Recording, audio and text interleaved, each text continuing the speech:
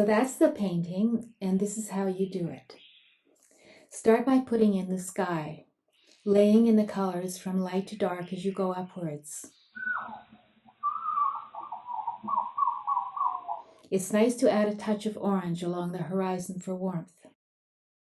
Then swipe the sky, moving outwards from the center. I use sheets of toilet paper because they are soft and light.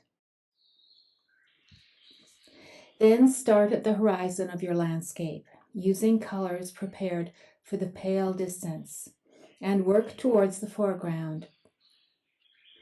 Here I am using pale blues, mauve, green, and creams for the distance, and using darker hues as I come forward.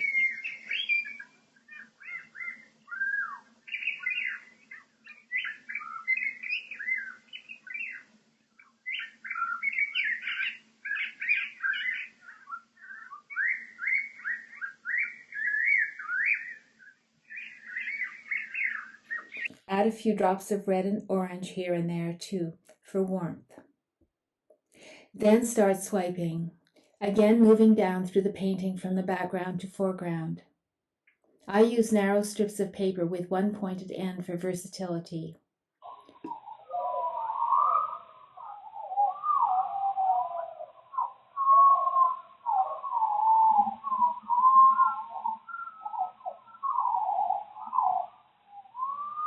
You can also go back over any areas you would like to improve. For most of the painting, 2 swipes are necessary to create detail and the small features that make a landscape painting work. This is especially true of the horizon line, and it's possible too to fix problem areas when the painting dries.